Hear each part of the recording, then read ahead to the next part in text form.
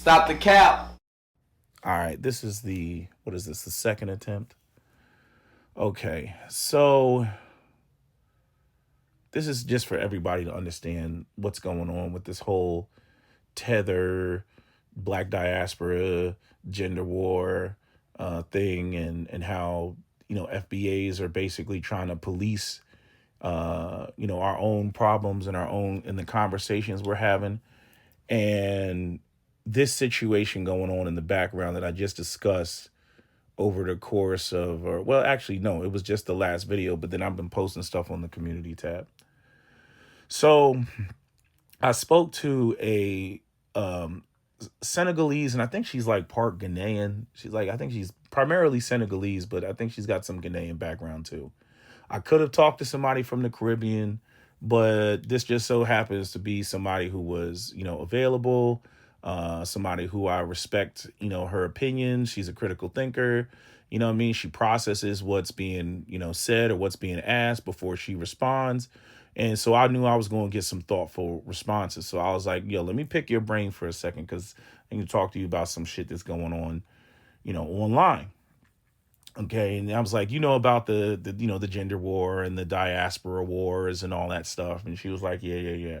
So I had to get her up to speed instead of having to go from. We've had conversations before, so I didn't have to go from A to Z. I just went from like M to Z. So once I got her up to speed on what's happening, she basically confirmed what some other Africans actually have come in the comment section and co-sign. At least one other African on my page, and then somebody else. I don't know if they're African or not, or Caribbean black or not. They also said the same thing, which is that for okay. So let me frame like what's going on so that y'all understand. And this is for both FBA women and FBA men to understand. Okay, because of these conversations that our conversations are global, and we end up being the face of black people on planet Earth because we're the most visible, media, entertainment, music, all that stuff. But basically, this is what's happening. This is why we continue to run into problems with the tethering population. So basically, the way that she put it is like black American women have created a safe space for black women of essentially the entire diaspora to voice their grievances against black men.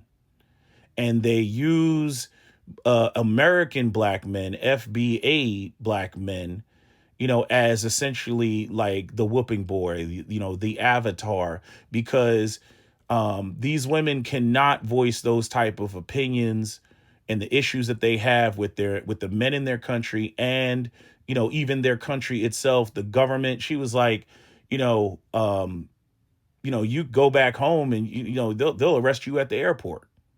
She was like, you go out and you just start, criticizing and saying things, and they know who you are. So basically, there's overlap. There's parallels between the criticisms that are made against black men and of the diaspora.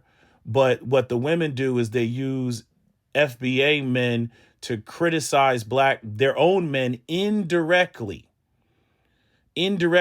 Mind you, all the people that are essentially in these conversations, they speak English, so they're basically first and second generation immigrants to either the United States, Canada, or the UK.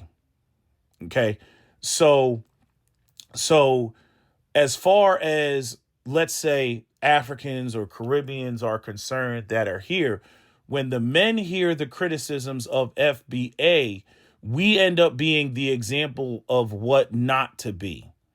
There is no conversation about going back home, going to their home country and fixing it up, because as far as they're concerned, they're here.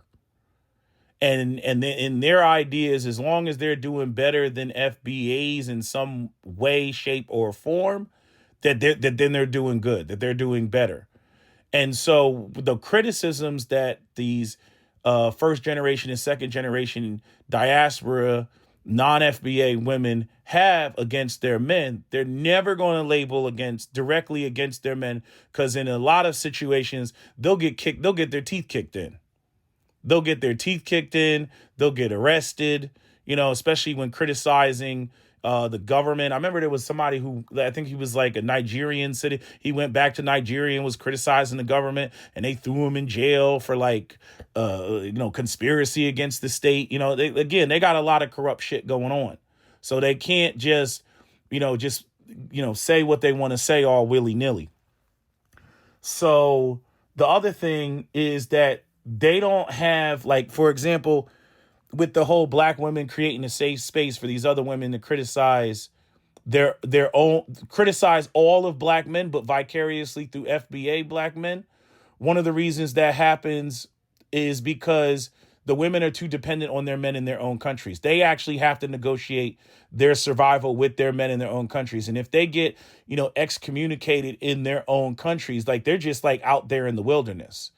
There is no, housing that's going to be provided by the government. There is no, robust welfare state, right? There is no, they can run to White Zaddy to get some resources or gainful employment. If they piss their men off, they get shut out. So, you're not going to see them react and respond to their own men, especially in their own countries. But even when being in the West, they still have to be careful of that, because many of them, they're going to go back home. They're going to go, on vacation, or they're going to go to somebody else's wedding. They got to constantly, they're keeping in contact with their community. They're still involved in their communities.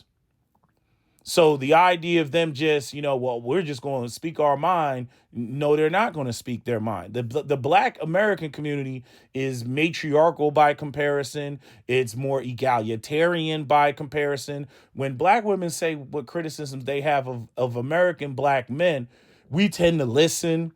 We tend to entertain what's being said and all that. And so it creates a stage for the black diaspora outside of the FBA community for the women to criticize their own men, but through the degree of separation of using black American men as avatars, or through vicariously through American black men, through the FBA population. And the idea is that the men get the message, without it directly offending them, because they can sit there and they can say, oh, well, that's not us. They're not talking about us. You know what I mean? And then, again, being America, just basically do the opposite of whatever the criticisms are, or keep the women's grievance, these conversations that are public, keep what the criticisms are about black men in mind, and then go and then, adjust and move accordingly. So they hear it, but it doesn't offend them, because as far as they're concerned, it's not about them, even though the African and the Caribbean women are using it to criticize them. And again, the whole conversation about, fixing Africa and all, they don't care about that. They're like, hey, I'm not in Africa. I'm in the West. We in the West. We over here, and we're doing better than FBAs. Their whole attitude is, well, if I have the opportunities that FBAs have, or so they think, because they think it's the land of milk and honey, or we're gonna hit the ground running, and we're just gonna do better. And as long as we're doing better than them, we don't have to worry about what's going on in Africa because we're here. We don't have to worry about what's going on in the Caribbean because we're here. And that's part of the reasons why you don't really see a whole bunch of activity of foreign black people in America trying to use their position or immigrant status in America to do anything particularly for their homeland, other than basically send a few dollars back. That's pretty much the extent of their involvement with fixing Africa. I mean, you really want to talk about Pan-Africanism being dead. You can't even get the the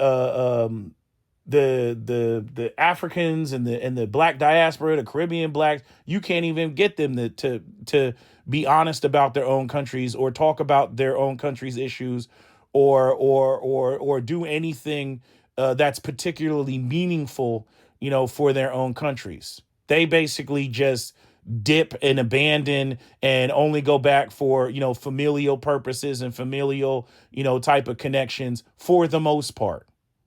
So I was like, damn. But yeah, moving forward, nah, we need to be checking passports at the door, when it comes to these conversations. Because we're not here for a cathartic release. We're not here for black diaspora women to vent about their own men in the most cowardly way possible, right? And then their own men, because they like to put hands on bitches, right? And they won't tolerate any level of criticism, to sit there and then stand before us and then talk about how perfect and wonderful they are when clearly they're not, because their women definitely have grievances that they would like to address about them, but they don't do it by directly addressing them because of the dangers and because of the possible withdrawal of support, which they need, because they are wholly dependent on their men for survival. It means something to be excommunicated, out of in an African community. And I remember this was basically the same thing when it came to why a lot of black people in Africa who are atheists, why a lot of Africans who are atheists, they, criticizing the way that Christianity has basically kept Africans stagnant, is essentially a no-no. Because they, people will say, oh, you're an atheist, or you don't believe, or oh, you must worship the devil. You know what I mean? And then next thing you know, they're cut off from resources and networks and all the spookyism that black Africans in particularly engage in. But I've seen the same thing in the Caribbean. They engage in the same spookyism. Haitians engage in the same spookyism. Jamaicans engage in the same spookyism, and many other black Caribbean countries, like what's another Caribbean black Caribbean country? Dominica, not Dominican Republic. Dominica. Dominica is a very black country. So this is just something for y'all to just be aware of. But this is what's going on. That's why you're seeing a lot of these, white male worshiping, tether, self-hating, inferiority complex having black women from, Africa and the Caribbean that jump into these conversations. They don't care about FBA solving their own issue. They're not here for Pan-Africanism or for there to be some collective resolution. That's not what they're here for. They're here to basically project through the criticisms of FBA men, to like telepathically send a message to their own men who are also listening to the conversations about what the issues that they have are, without offending those men. That's why, go ahead, look online. You won't show me the channels of African women or Caribbean women criticizing Caribbean men or criticizing African men. You won't see them. You won't see them. And we already know that in many regards, these countries, the conditions that these people live in. Hell, that's why, people are trying to immigrate or emigrate, to the United States, as opposed to the other way around. So, now you see, because people will say, well, what about, aren't there African Americans that try to go, to Africa? Yeah, because they buy into that Pan-Africanist, fantasy. And I don't know if y'all have seen the videos of many of them leaving Africa and coming back, talking about the things that they can't deal with, the rolling blackouts, and the scamming and all that, and the basically not having any real rights, and the politics and the nepotism and the tribalism that takes place in Africa. There's a number of videos of African Americans who have went to Africa and then come back and then recognize that it ain't what they thought they could do, they couldn't do.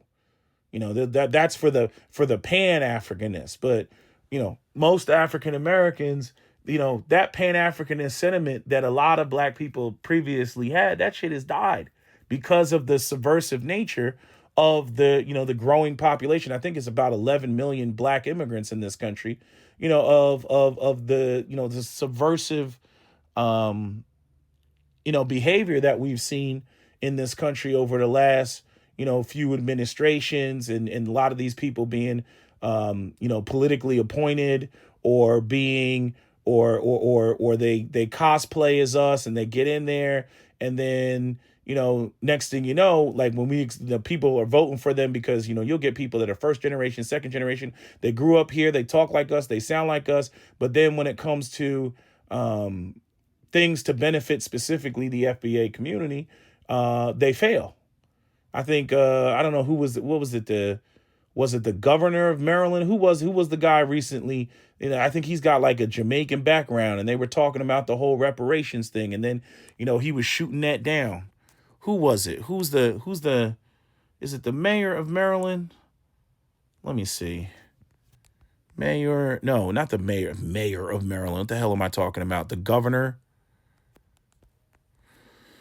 Who's the governor of Maryland? I think people were saying he got a Jamaican background or something.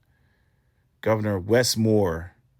Yeah, people were criticizing him because he said some goofy shit. Tariq was talking about, where is this at? Moore was born in Tookoom Park, Maryland, a broadcast news journalist in 1978, broadcast news journalist, Joy Thomas Moore, and daughter of immigrants from Cuba and Jamaica. Yeah, so, yeah, Westmore, that's what he's on.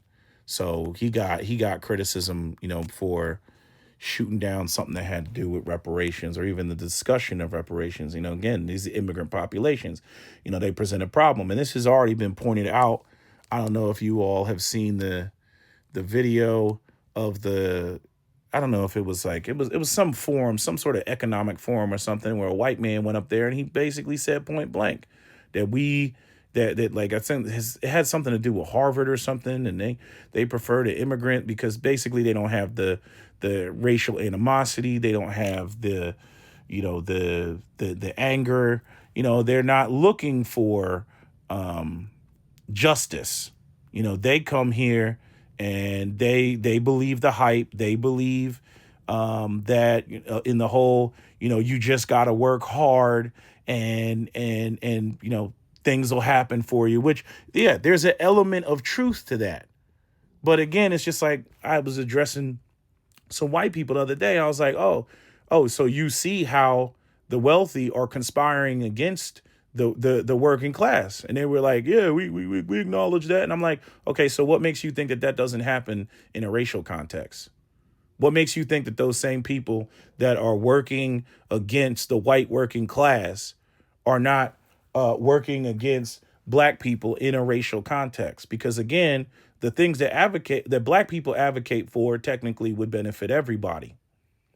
But, you have these white people who simply see it as, again, and they did this, to shoot down Reconstruction after the Civil War, which is the idea that anything that benefits black people is reverse racism, and how, black people are going to be living in the big house, eating the big piece of chicken with their feet up on the table, and living the life of opulence and decadence. And that the white man, he's going to be in the ghettos and he's going to be slumming it, even though they already were.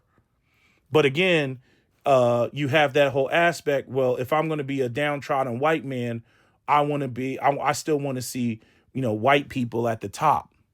right? I feel more comfortable with white people at the top, despite the fact that they're the ones that are marginalized me, and despite the fact that I probably would do better underneath a black person that is actually seeking real justice and real reform. Because basically, what they fear, because this is just how pathological white people are, they fear that if black people ever get into positions of power, that they wouldn't create a system of justice, that they would create a system of retribution, against white people, and that they would just try to reverse the system of white supremacy and create a system of black supremacy. That's their biggest fear. They always fear that because they know, what they did to black people, and that what they would do if they were black people. Going back to I forget, it was Cap's uncle or something, but talking about some white man who basically verbalized he was looking at black people service white people, and he basically muttered, I don't know why they just don't kill us.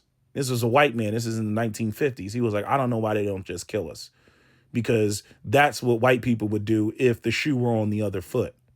They would purge and be done. It. They wouldn't tolerate what black people tolerate for 5 minutes. And we already see this. I mean, anytime black people excel, they lose their shit. They were like, that's why you always see those the Karens running around, the Karens and the Stevens, or the Bobbies, running around, always trying to regulate black people about where they're going and do you have a key to this building and all this other stuff. They have to have a sense of control over black bodies, because if they don't have control over black bodies, they fear that black people will conspire against them and retaliate against them for all the historical and current injustices that white people have enacted against black people. That's their biggest fear, and that's basically how they operate. Yeah, I mean, the tether population is a goddamn problem. They like to play dumb as to how they're used as tools in the system of white supremacy, to basically, keep black folks in America down. And, this is the primary reason I have no issue. Like when it came to, what's his face? Ibrahim, Traore, or however you say his name, and him talking about, we're not taking diaspora visas. I don't blame him. All the assassination attempts on his life, I don't blame him. Who could he trust? You just gonna let random black people, and then you got a bunch of sellout black people. You got a bunch of ops, a bunch of agents, a bunch of Brandon Tatums, a bunch of Candace Owens, and type of people, right? No, absolutely not. Absolutely not. He should guard his borders like a motherfucker. You ain't sitting there going, oh my God, he's being divisive. Oh, why is he doing that? Like, again, that's that intellectually obtuse garbage that comes from a lot of these, these tethers, from both the Caribbean and the continent.